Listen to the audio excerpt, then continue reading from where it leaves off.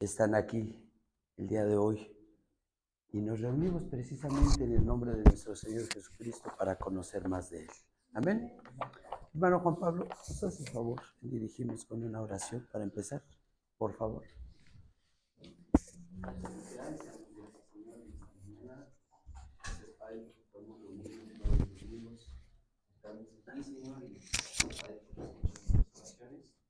Pedimos, Padre, de dirigir clase, Señor, por la expresión de esta nueva. Tú les das, Padre, de sabiduría para instruir, para comunicar la oración. Señor, Padre, de servicio y de crecimiento que significas y economía. Gracias, Padre. Pedimos porque esta clase sea, Señor, muy provecho y que nosotros, Padre, no solo escuchemos, sino que pongamos en práctica. Pedimos en el nombre de Cristo Jesús. Amén. Muchas gracias, hermano. Y gracias a Dios por esa oración, porque realmente la intención del pastor es que conozcamos la doctrina, pero sobre todo que seamos discípulos de Cristo. Amén. Que tengamos la mente de Cristo al momento de leer las Escrituras para entender de mejor manera lo que Dios quiere mostrarnos a través de ellas para nuestra vida. La ocasión anterior, nuestro hermano Edgar nos enseñó acerca del tercer principio de la adoración, acerca de que nuestra adoración debe estar centrada en el Señor Jesucristo. Amén. Hoy vamos a ver el cuarto principio que se deriva precisamente del altar del incienso o altar de oro, como también se le conocía. El cuarto principio es que nuestra adoración debe ser en espíritu y verdad.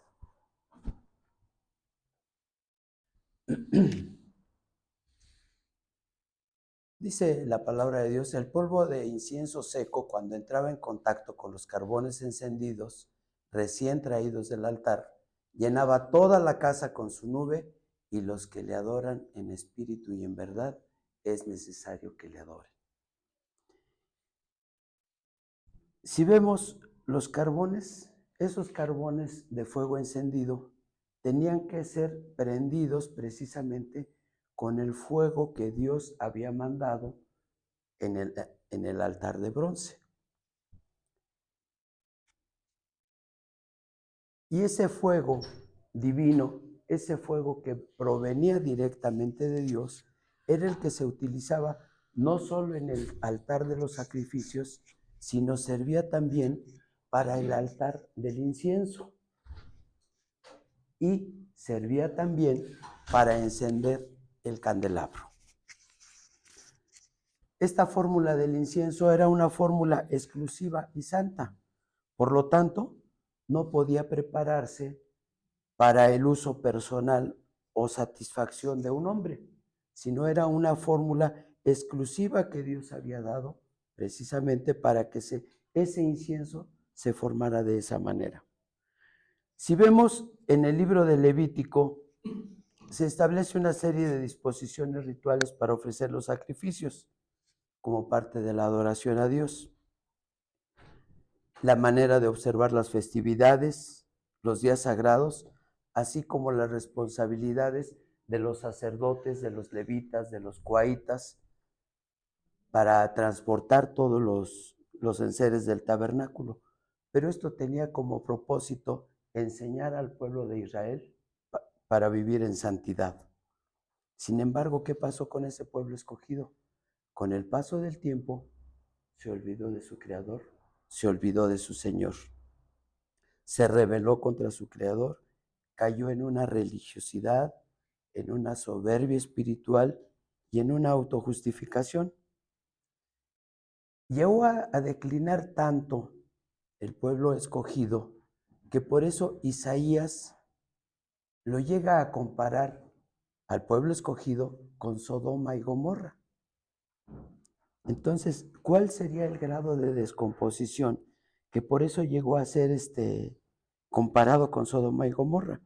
En una parte precisamente de Isaías 1, 11, 16, nos dice Jehová, no es una cita textual, dice Jehová, ¿para qué me sirve la multitud de sus sacrificios? hastiado de sus holocaustos.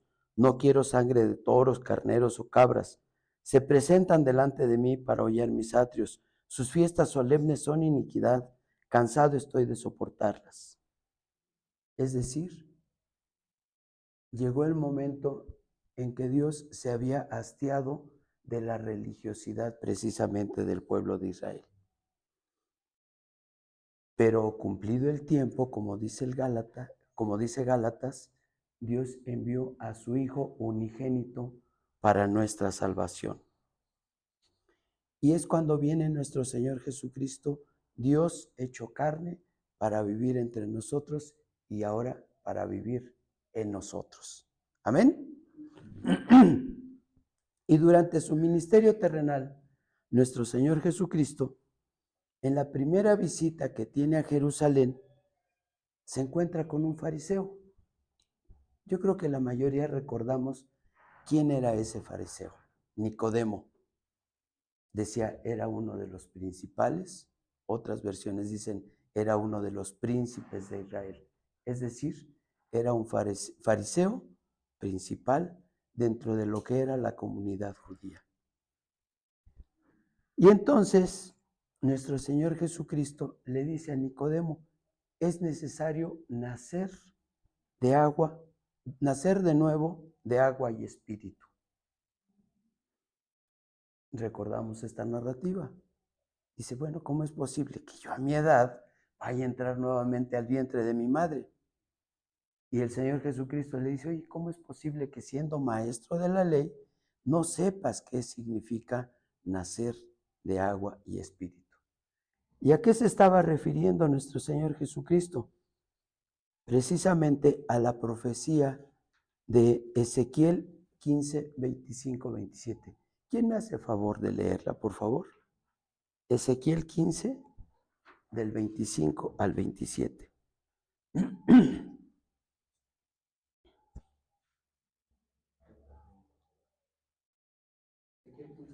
Por favor, Ezequiel 15, del 25 al 27. A ver.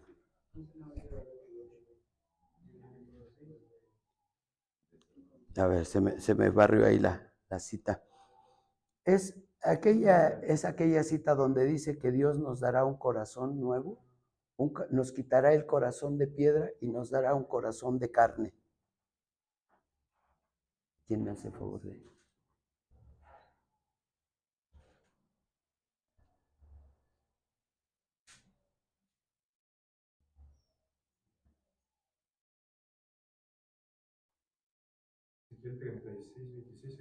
Sí, hermano, por favor. Sí, 36, 26. ¿Lo leo? Sí, por favor. Dice, os daré corazón nuevo y pondré espíritu nuevo dentro de vosotros. Y quitaré de vuestra carne el corazón de piedra y os daré un corazón de carne. Y pondré dentro de vosotros mi espíritu y haré que andéis en mis estatutos y guardéis mis preceptos y los pongáis por obra.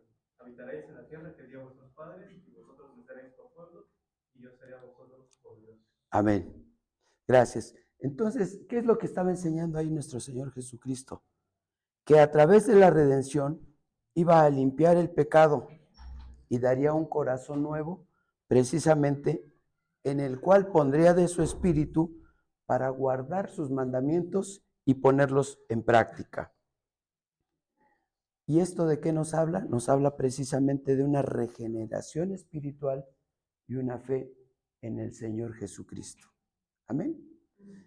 El decir en agua y en espíritu significa que iban a ser limpiados nuestros pecados y nos iba a dar un espíritu nuevo para tornar nuestro corazón de piedra en un corazón de carne, y ese corazón de carne iba a estar imbuido de un espíritu, del Espíritu de Dios, para poder cumplir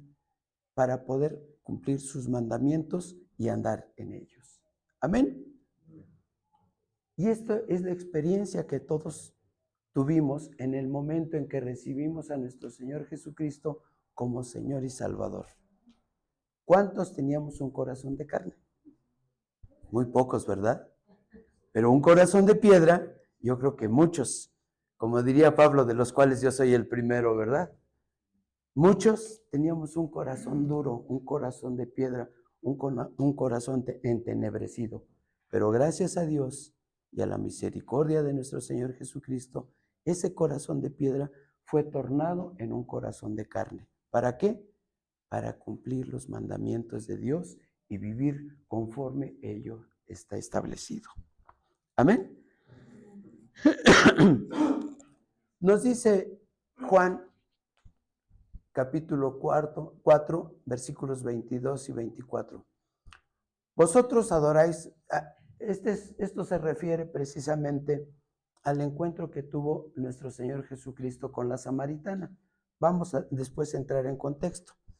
Dice, vosotros adoráis lo que no sabéis, nosotros adoramos lo que sabemos, porque la salvación viene de los judíos. Mas la hora viene, y ahora es, cuando los verdaderos adoradores adorarán al Padre en espíritu y en verdad, porque también el Padre tales adoradores busca que le adoren. Dios es espíritu, y los que le adoran en espíritu y en verdad, es necesario que le adoren. Vamos a entrar un poco en contexto. El pasaje anterior estaba en Juan capítulo 3, el de Nicodemo. Ahora este versículo está en Juan capítulo 4.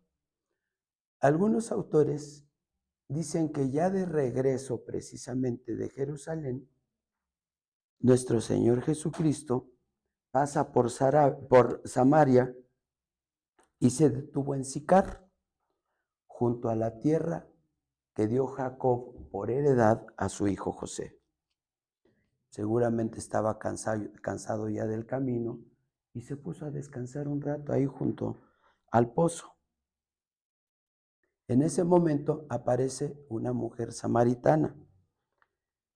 Esta mujer samaritana se acercaba precisamente para sacar agua en el momento en que las demás personas estaban descansando.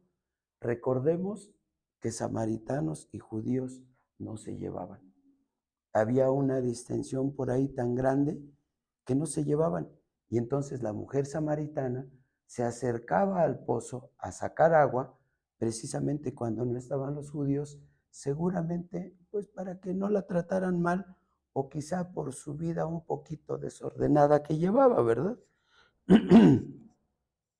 Fue cuando nuestro Señor Jesucristo le refiere a la mujer samaritana: ya no es necesario adorar en otro lado, ni en Jerusalén, ni siquiera en Gerizim, sino llegará el momento en que adoraremos en espíritu y en verdad, porque de tales adoradores se agrada nuestro Dios.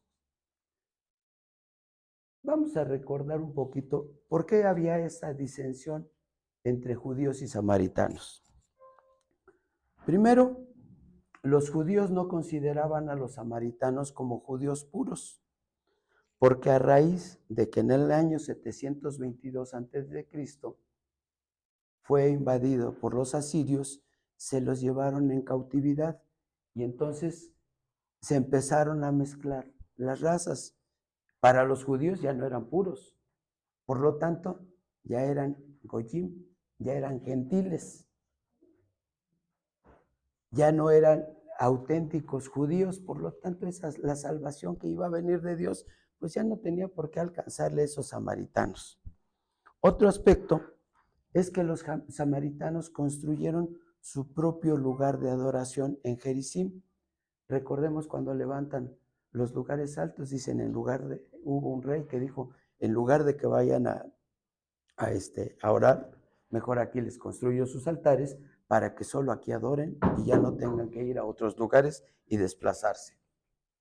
Otro aspecto que distinguía a los samaritanos de los judíos es que ellos, los samaritanos, solo aceptaban el Pentateuco. No aceptaban los demás libros del Tanaj o de la Biblia hebrea. Ellos decían, solo el Pentateuco sirve para nosotros. Los demás, lo que llaman los escritos y los profetas, nosotros no los reconocemos. porque el Pentateuco fue el que vino de Moisés y solo eso reconocemos. Otro aspecto es que los judíos, cuando reconstruyeron Jerusalén, no les permitieron participar. ¿Se acuerdan? Cuando se iba a reconstruir la ciudad, cuando se iba a reconstruir el templo, cuando se iban a reconstruir los muros, se acercaron a ellos con la finalidad de que les permitieran participar y les dijeron que no. Y un aspecto también muy relevante acerca de esta división es que los samaritanos esperaban a un Taeb. Ellos no esperaban a un Mesías, ellos esperaban a un profeta. En Deuteronomio 18:18 dice que levantaré profeta de en medio de tu pueblo. Entonces los samaritanos decían, nosotros esperamos a un Taeb, nosotros esperamos a ese profeta que nos fue prometido por Dios precisamente con la finalidad de que nos salve. Por eso cuando el Señor Jesucristo le empieza a platicar, la samaritana dice, ¿no será este el Taeb? Y por ello es por lo que acude al resto de la población y le empieza a decir, he encontrado al profeta. Bueno, pero si vemos, estos relatos están concatenados. El relato de Nicodemo nos habla precisamente de los judíos, que iba a venir la redención a través del Señor Jesucristo. Y la samaritana nos habla de los gentiles, y nosotros éramos gentiles ante los ojos del pueblo escogido, del pueblo de Dios. Entonces el Evangelio se está abarcando también, las buenas de salvación, se está abarcando no solo al pueblo escogido por Dios, sino también a aquellos que en su momento no habían podido estar dentro del pueblo escogido. Y esa bendición nos ha alcanzado hasta nosotros. Entonces, gracias a esa redención de nuestro Señor Jesucristo, se nos dio precisamente un nuevo espíritu para cumplir y guardar los mandamientos de Dios. Pero además, ese espíritu es lo que nos permite adorar en espíritu y verdad. Amén. Si nosotros nos pusiéramos a reflexionar un poco acerca de cuál es el ministerio de la iglesia y del creyente, ¿cuál sería? Sin duda sería la adoración, ¿verdad? Dice la palabra de Dios, fuimos creados para la gloria de Dios. Una forma de darle gloria a nuestro Dios es a través de la alabanza, a través de la oración, a través de la adoración. Porque nosotros fuimos creados para su gloria. Amén. Entonces, nosotros como sacerdotes de un nuevo pacto, debemos ofrecer a nuestro Dios sacrificios espirituales y agradables. Debemos acercarnos a Dios para adorarle, pero para ello requiere de un corazón recto, para presentarnos continuamente como un sacrificio vivo, santo, agradable a Dios. Pero nuestro culto debe ser un culto racional. ¿En qué consiste ese culto racional? No por imitación, no porque nos convocaron a un ayuno de 21 días, sí nos inscribimos, no debe ser algo emotivo. Ese culto racional es una mente rendida al señorío de Cristo. Amén. Entonces, cuando existe este tipo de adoración iniciada por el Espíritu, toda la atmósfera se empieza a cargar de un ambiente santo. Hemos percibido cuando toda la iglesia, cuando el pueblo de Dios está orando en lenguas, se empieza a cargar de un ambiente santo, de un ambiente muy diferente. ¿Cómo podríamos decir o cómo podríamos llegar a ser adoradores en espíritu y en verdad? En primera de Timoteo 1:5 nos habla de 3 aspectos importantes. En primera de Timoteo, Pablo le está dando instrucciones, es quizá un contexto un tanto diferente. Pablo le está dando instrucciones a Timoteo acerca de cómo debe de enseñar a la iglesia. Pero hay 3 aspectos que resaltan y que considero son importantes. Debemos acercarnos con un amor nacido de un corazón limpio, con un amor a Dios nacido de un corazón limpio. Debemos acercarnos con una buena conciencia. ¿Qué sería la buena conciencia? Sin pecado, ¿verdad? Y debemos acercarnos con una fe no fingida. Amén. Nosotros, si nos acercamos en oración, en adoración a Dios, con un amor nacido de un corazón limpio, sin rencores, sin envidias, sin enojos, sin nada de eso, estaremos como el sacerdote, ¿verdad? Lavando nuestros pies, lavando nuestras manos, antes de empezar a ministrar al Altísimo. Si nosotros tenemos una buena conciencia, que hemos obrado rectamente, que hemos obrado justamente, que hemos sido o intentado ser justos, porque ¿quién es justo? Solo uno. Y de una fe no fingida. Hace rato en el momento de oración decimos muchas de las veces, nos hace falta fe, pero debe ser una fe auténtica, una fe que realmente se exprese lo que Dios ha hecho en nuestras vidas. Por lo tanto, la adoración en espíritu es aquella que sale de lo más profundo de nuestro ser, de nuestro interior y de nuestro corazón. Una auténtica adoración es consecuencia de la obra del Espíritu Santo en nuestras vidas. Nosotros por sí mismos no podemos hacer nada. Es la obra del Espíritu Santo en nuestra vida como creyentes.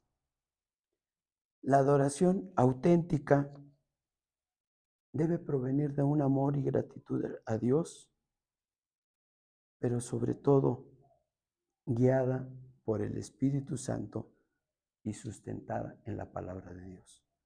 Porque muchas de las veces nuestras oraciones se limitan a pedir, a pedir, a pedir, a pedir, pero pocas veces nos acercamos con gratitud. Pocas veces nos acercamos realmente, se nos acaba nuestra lista de peticiones y decimos, ahora, ¿por qué oro? Entonces, si nosotros utilizamos la palabra de Dios como un devocional para ver la manera en que Dios nos está guiando a orar ese día, nuestra oración será en espíritu y en verdad. El espíritu guiada por el Espíritu Santo y en verdad, porque la palabra de Dios es verdad. Amén. Y algo muy importante, dice que quien cree que quien habla de Dios, lo primero que debe creer es que le hay, es que Dios existe. Y lo primero que nosotros debemos de creer es que somos hijos de Dios y podemos acercarnos a ese trono de la gracia, a ese trono de misericordia, como hijos de Dios. No como la samaritana, sino como auténticos hijos de Dios. Amén. Hasta aquí, hermanos, ¿alguna duda acerca de la oración en espíritu y en verdad? Bueno, vamos a pasar al quinto principio.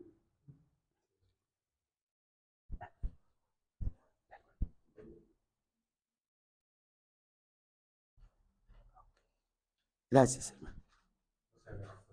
¿Perdón?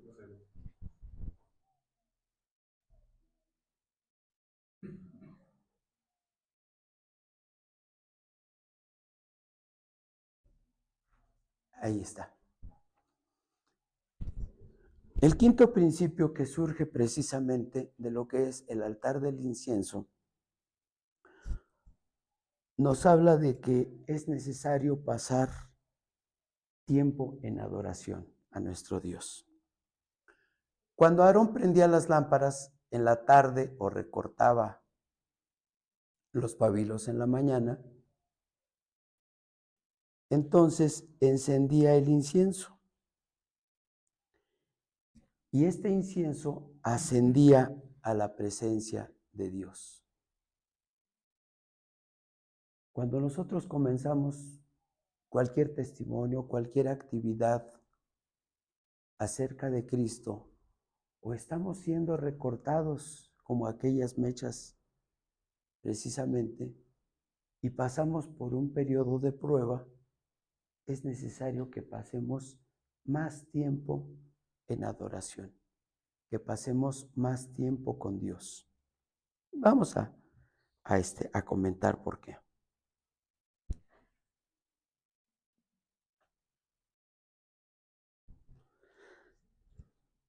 Recordemos que las lámparas se preparaban cada mañana. Primero se limpiaban, se les recortaban aquellas pavesas, aquellas mechas que ya habían sido utilizadas para que no subiera un humo negro, ¿verdad? Y luego se recargaban precisamente con aceite de olivo. Este aceite de olivo, como sabemos, es tipo del Espíritu Santo. La limpieza se realizaba con las despabiladeras de oro, que eran una especie de tijeras, que era con lo que se recortaban las mechas ya quemadas, precisamente para que no echaran humo y no saliera ese humo ante la presencia de Dios.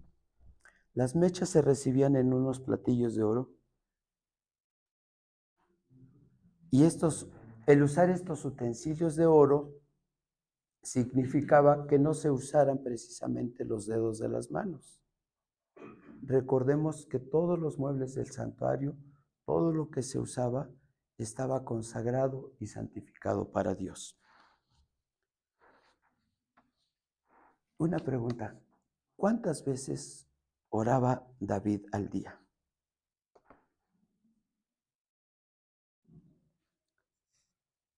En el Salmo 55, 16 dice, en cuanto a mí, a Dios clamará y Jehová me salvará. Tarde, mañana y a mediodía oraré y clamaré y él oirá mi voz. ¿Cuántas veces? 3 veces. Pero esto era en condiciones normales.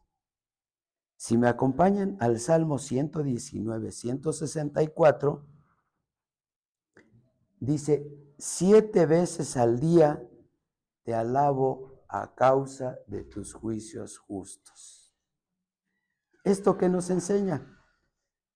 Que cuando nosotros estamos pasando alguna tribulación, buscamos la justicia de Dios, no la propia, debemos pasar más tiempo de la mano de Dios. Lo normal serían 3 días, mañana, tarde y noche. Pero David dijo 7 veces ante la presencia de Dios, a causa de tus justos juicios. Otro ejemplo, y perdona, porque luego se me olvida pasar la diapositiva y reconozco el gran esfuerzo que se hace para crear una diapositiva y que me apoyó con mucho cariño mi hermano Edgar y yo desaprovechándola. Perdónenme. Otro aspecto precisamente, otro ejemplo lo encontramos en Hechos 12:5. ¿Quién me hace favor de leerlo? Y habiéndole tomado preso, le puso en la cárcel, entregándole a 4 grupos de 4 soldados cada uno, para que le custodiasen.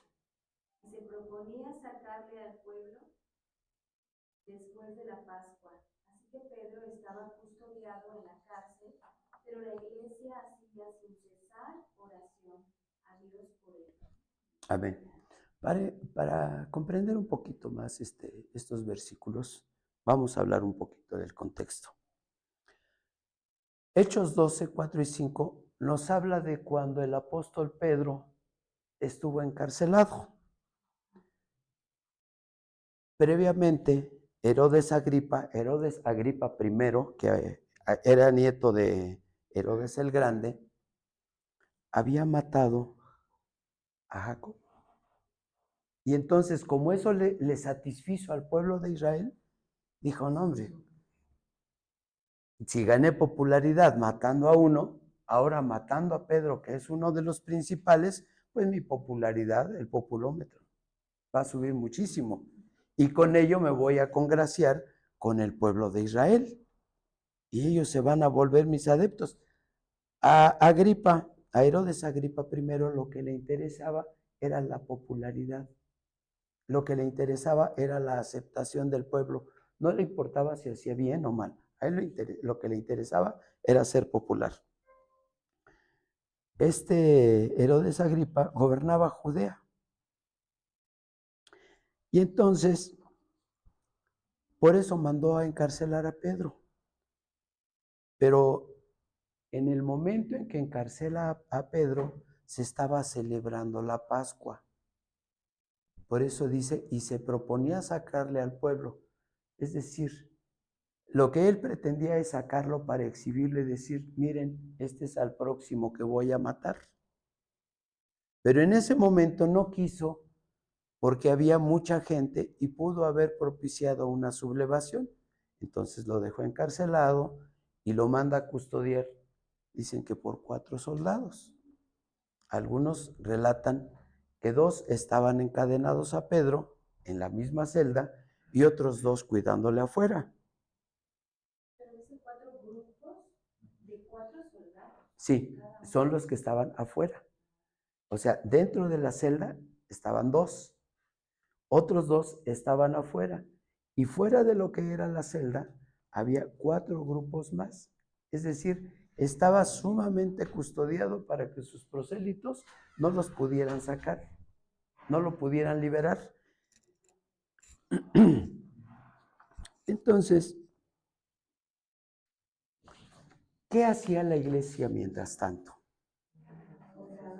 Dice la palabra, hacía sin cesar oración. Es decir, estaba orando constantemente estaba orando a Dios. Y nos relata la palabra que Pedro fue liberado por un ángel, que se cayeron las cadenas de sus manos y este ángel lo custodió para salir de la cárcel. Pasaron la primera y la segunda guardia. ¿Cuántas eran? Llegaron a la puerta de hierro que da a la ciudad, supongo que era donde ya terminaba lo que podríamos llamar ahora el reclusorio, era la aduana del reclusorio, y ya salía. Y esta puerta se abrió por sí sola. No hubo necesidad que alguien la abriera. Y ya pasadas unas calles, pasada la primera calle, se separa el ángel y deja a Pedro. Y Pedro se echa a correr seguramente a la casa de la mamá de Marcos, del apóstol Marcos, de aquel que escribió precisamente el Evangelio. Porque ahí es a donde estaban precisamente los hermanos orando sin cesar. Toca el hermano Pedro y llega Rode y le dice, ¿quién es? Soy yo, Pedro.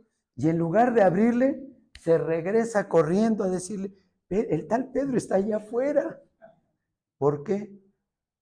Porque no creían, a pesar de que estaban en una oración incesante,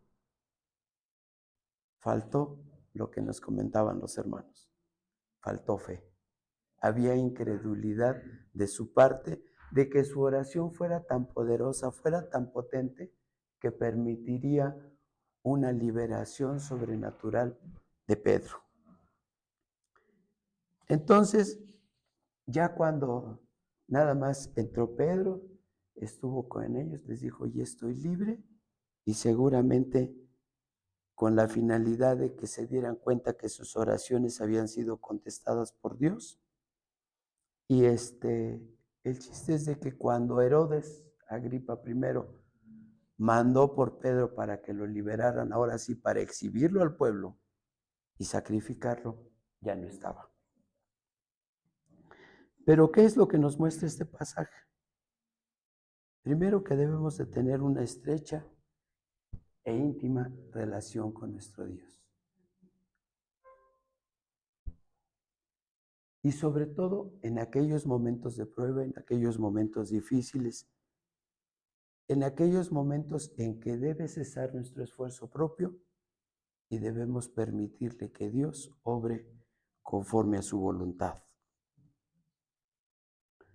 Entonces, la comunión, la intimidad espiritual y la relación personal con Dios es de suma importancia para nuestra vida y para aquellos que por gracia de Dios tienen un ministerio de servicio en la alabanza.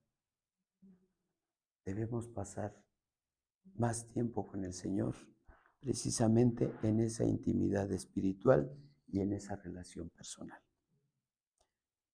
¿Qué nos enseña este pasaje también? Acerca de la adoración incesante como un medio de intercesión. Decíamos hace un momento, muchas de las veces nuestra oración se vuelve tan personal. Te pido por mi casa, te pido por mi hijo, te pido por mis nietos, te pido por mi mesa, te pido por mí. Pero ¿en qué momento nosotros nos dedicamos a ser intercesores? Es decir, a orar por otras personas. Dios bendice a mi hermano Edgar, Dios bendice a mi hermano Luis, Dios bendice a mi hermano Carmelo.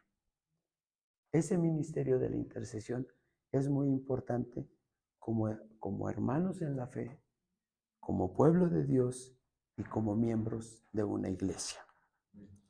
La oración sincera tiene poder y muchas de las veces va más allá de nuestras expectativas. La iglesia, aun cuando estaba orando incesantemente, pues como que no creía mucho que pudiera ser liberado Pedro, ¿verdad? Y aún así vino el acto sobrenatural de acuerdo a la voluntad de Dios y Pedro fue liberado. Nosotros debemos de orar con fervor, independientemente de las circunstancias. En alguna ocasión,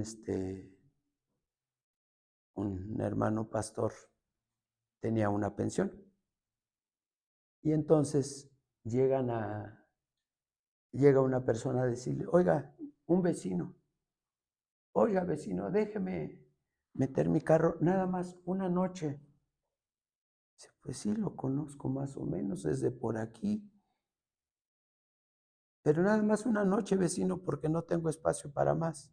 Sí, nada más, pero ya mañana lo saco. Al día siguiente llega la policía judicial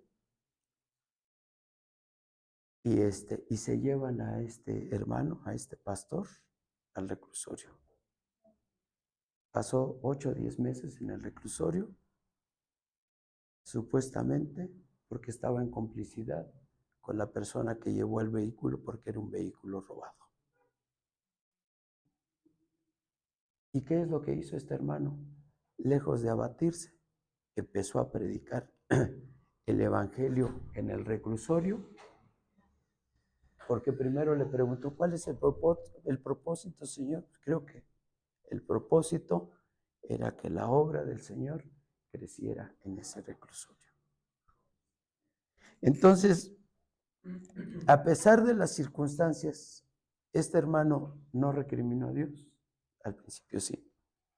Pero cuando entendió cuál era el propósito, a pesar de todas las circunstancias adversas, gastos y demás, él confió plenamente en Dios y aprendió a depender de él.